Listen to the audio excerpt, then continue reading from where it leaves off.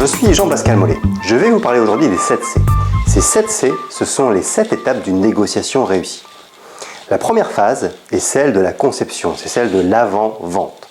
La réussite d'une bonne négociation, c'est 90% de préparation. Si on est prêt à tout, les questions à poser, l'argumentation, la préparation de sa stratégie, la réponse aux objections, eh bien on ne risque rien. C'est comme quand vous allez à un examen et que vous connaissez tout sur le bout des doigts, eh bien vous arrivez sûr de vous. Si bien sûr vous n'avez appris que la moitié, le stress et les hésitations seront forcément présents. Ensuite, le deuxième C, c'est le contact. Les premières impressions conditionnent les premières phases d'une négociation.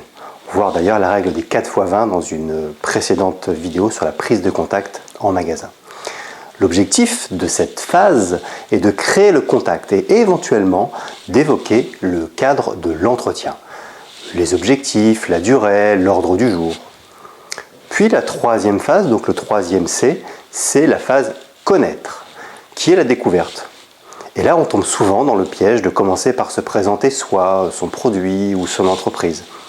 Alors, pourquoi commencer par cette phase connaître ? Eh bien, tout d'abord, pour être certain de proposer la bonne solution et le bon produit à la personne que l'on a en face de soi. Également pour être crédible dans vos propositions. Imaginez un médecin qui vous verra arriver, qui vous dirait vous avez une grippe intestinale, donc je vous prescris des antibiotiques, avant de vous avoir ausculté. Bon, ce serait vraiment incohérent. Et c'est votre rôle d'expert d'ailleurs, de faire un diagnostic avant de pouvoir proposer une solution comme un médecin. C'est également important pour adapter vos arguments à la motivation précise de votre client. Et surtout, alors comme le dit Jean-Paul Belmondo dans un film que j'utilise souvent en formation qui s'appelle Itinéraire d'un enfant gâté, ce qui intéresse les autres, c'est qu'on leur parle d'eux, pas de soi. Durant cette phase, vous devez vous appliquer à poser des questions ouvertes qui ouvrent le dialogue.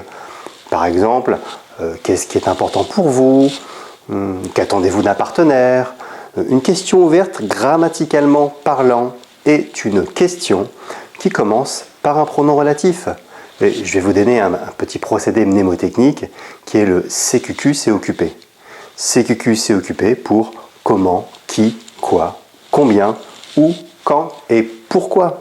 Si votre question commence par un de ces pronoms relatifs, elle est forcément ouverte. Vous devez également utiliser des questions rebonds. C'est une forme de question ouverte pour creuser ce que dit votre interlocuteur. Par exemple, mais encore, qu'entendez-vous par pas pratique, qu'est-ce que vous pouvez me dire de plus par rapport à ce sujet ? Voilà.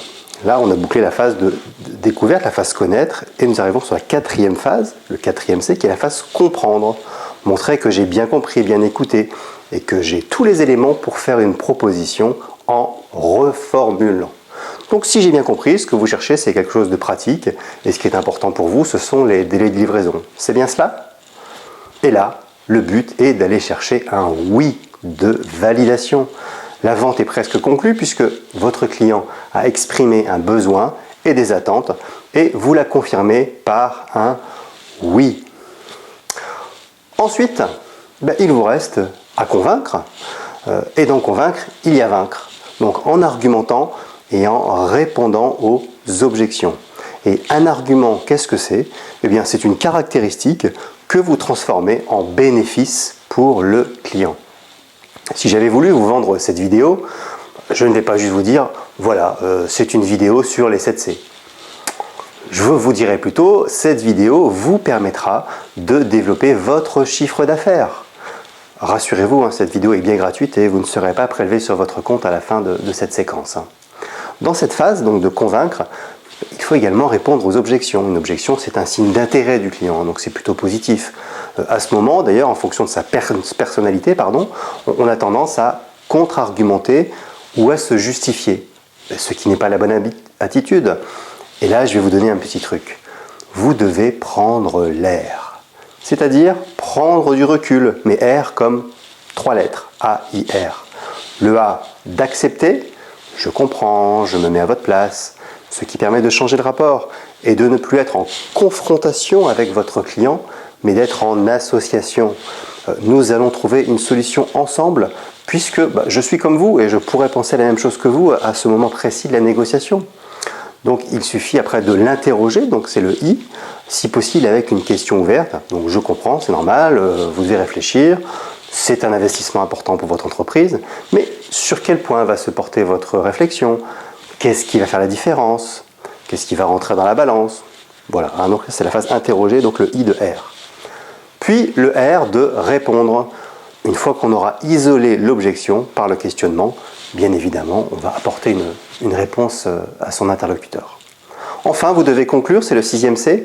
Et là, souvent, les entreprises me contactent en me disant « Écoute Jean-Pascal, voilà, nos commerciaux ont beaucoup de problèmes pour faire signer, pour conclure les ventes. Il faudrait faire une action là-dessus et un coaching. » En fait, quand je les accompagne, je constate le plus souvent que le problème vient de la phase connaître, hein, donc la 3e phase des 7C. Et oui, si vous êtes acheteur, que je vous trouve la solution adaptée à vos besoins, que je me suis intéressé à ce que vous cherchiez, et que j'ai trouvé vraiment la solution, pourquoi hésiter au moment de la conclusion? C'est presque le client qui va conclure de lui-même. Donc il manque souvent cette phase de diagnostic qui permet de donner confiance à votre client et de cibler au mieux ses besoins. En tous les cas, pour cette phase qui est la phase convaincre, hein, donc le 6e C, utilisez une question fermée, comme on parle là-dessus, tout est ok, c'est bon pour vous, ou une question hameçon. Une question hameçon comme vous souhaitez être livré quand, comment souhaitez-vous régler. Voilà, c'est une petite phrase qui sous-entend que l'affaire est faite. Hein. La dernière phase, donc le 7e C, c'est celle de la fidélisation et donc la conservation. Rappelez-vous que conquérir un nouveau client coûte 5 à 10 fois plus cher que de le fidéliser. Alors, sachez garder un lien et quoi qu'il arrive, s'il a été satisfait par l'ensemble du processus, il reviendra. Un client satisfait, c'est un client qui revient, c'est également 3 nouveaux clients, alors qu'un client mécontent, c'est 10 clients de perdus. En conclusion, pensez donc à appliquer les 7 C, concevoir, contact, connaître, comprendre, convaincre, conclure et conserver. Ces 7 étapes bien respectées vous permettront d'atteindre vos objectifs beaucoup plus souvent et plus facilement. Je terminerai avec une petite phrase comme j'en ai l'habitude dans mes vidéos, donc là de Richard Nixon. Il faut toujours être prêt à négocier, mais ne jamais négocier sans être prêt. À très bientôt.